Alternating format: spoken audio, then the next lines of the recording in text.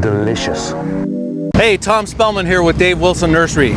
We are taking advantage of some good sales over the last couple of years and doing some expansion. Dave Wilson Nursery has predominantly been a bare root grower and a bare root nursery for over 75 years. But about 10 years ago, we started a program in our 4x4 by 9-inch liner pot, which has really taken off now.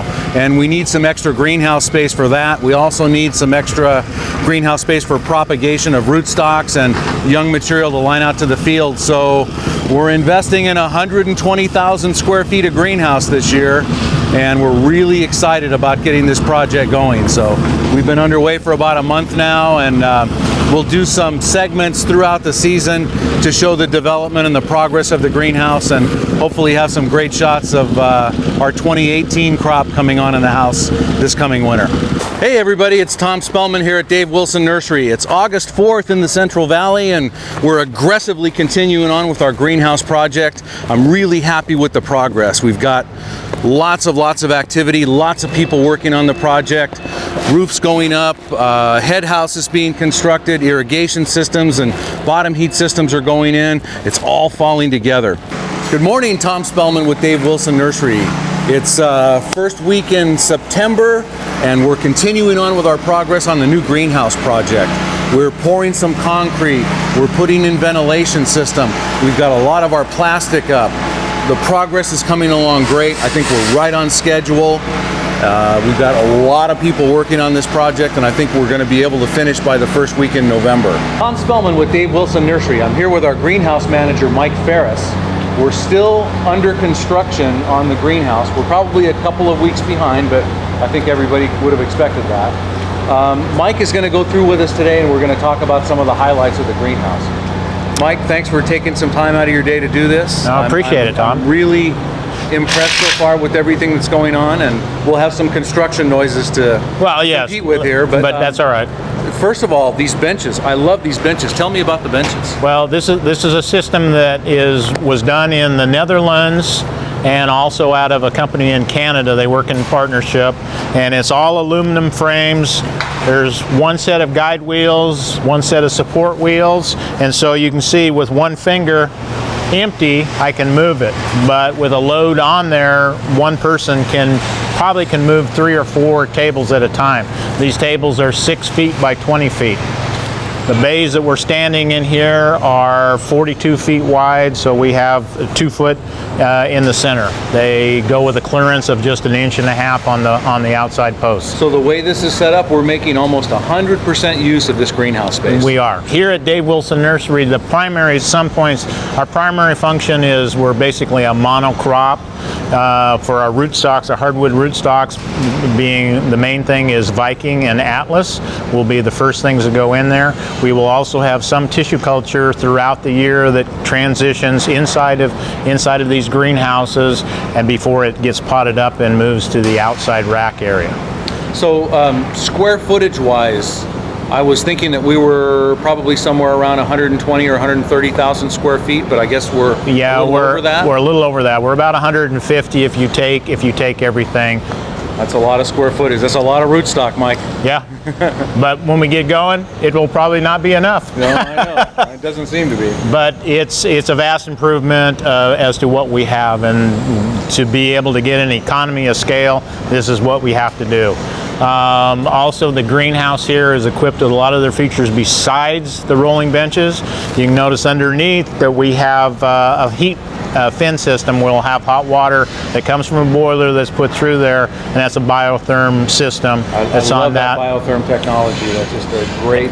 And then everything in here, the fan, the ventilation, the cooling, the heating, the shade on the ceiling will all be controlled by a Hortimax system, which we have grafting that we can do on that. We keep tracks. There does measurements down to every 5 to 10 seconds, so we can build a pattern. We know what's going on, and that's how we get the most efficient growth out of our product. So for the screen that's up on top, that's also thermostatically controlled, so yes, we can adjust that. And if I'm not mistaken, it's also it takes into consideration the foot candles, the amount of light exposure. Right. And will actually retract or come into play on that. And then also in the wintertime, it works as a heat shield to keep the heat down onto the crop and everything.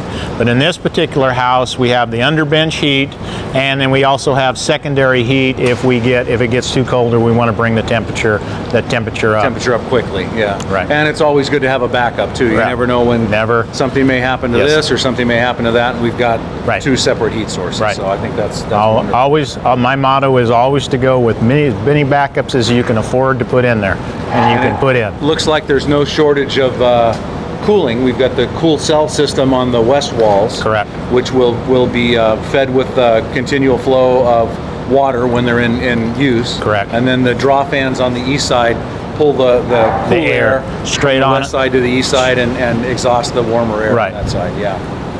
That's a really, really nice setup. It's more than I ever imagined that we'd be putting in, but we've come a long way. Yeah, we really have. The other thing that we have set up in this house here is everything is screened. The whole vent pad is screened, and the exhaust fans are screened also, so that we can keep out, the majority of insects. Right. So we, all the way down to thrips and mites, we'll probably have good insect control in here without having to use large amounts of spray at any given time. So. Right, and then every door opening that we have also has an air curtain on it, so that blows all the insects away as you're coming in. Reverse flow of air out the door when somebody comes in, to make sure that nothing else comes in with the person. Yeah, that's fantastic. Yeah, the big construction crews are gone at this point, so now it's just the fine touches. We've got all the water booms to assemble and put in, so there's a water boom for each bay also. So it's designated there, and it is all controlled with the Hortomax system also. So that's a robotic irrigation system that will actually just go over the top of everything and irrigate as needed. Right. Yeah, that's a really, really nice setup. So Mike, we looked at this empty last time. So I was thinking I'd bring up a few palm trees and an umbrella and set up a nice beachfront so we could, use this for recreation in the summer. But I understand that it's really not for recreation. So why don't you tell us about the plan? Well, insurance-wise, no, we won't be able to use it for recreation. I wanted to have like jet ski races, little fish, different things. Actually, the primary function of this pond was that the fire department requires for our new greenhouse system 550,000 gallons of water storage. So it'd be almost possible to do it. You could do it with tanks, but it'd be really possible. We dug this pond, so the bottom part of it, the bottom 3.8 feet, is designated for fire. The second use of this pond is for the county requires us to have storm water storage for 4 inches of water in a 48-hour period. So that's what the second, and then the third stage on it was for irrigation for our greenhouse system. So we have lines on the bottom of the pond you can't see. They come over, go up. We'll have a pumping station and a filtering station, and then that water, we have a line buried over to our pumping house and our fertigation house, where that will be injected in and then sent out to the greenhouse. So we're not just running this water back through, we're actually filtering that water. Yes, we to are. make sure that the quality's good, no bacterial or disease issues. Correct. And then running it back through. Correct. Well, that's great, and that is quite a pond. I'm sorry that we won't be able to have jet ski races, but probably for the better. So it's finally here. We're finally finished with the greenhouse project. We're moving in. We're stocking it full of material. This house that I'm in right now has 2.2 million cuttings of Viking and Atlas rootstock for our almond program for this next season. They're all rooting into these little LA pots. We're getting nice rooting system. I just couldn't be happier. This house is exceptionally well built and has all the new modern technology, and we're running strong and functioning, and I'm really looking forward to getting some crop out of this greenhouse. I'm Tom Spellman with Dave Wilson Nursery. We're entering into the 21st century in propagation technology. I couldn't be happier. More to come in the future. Thanks for watching.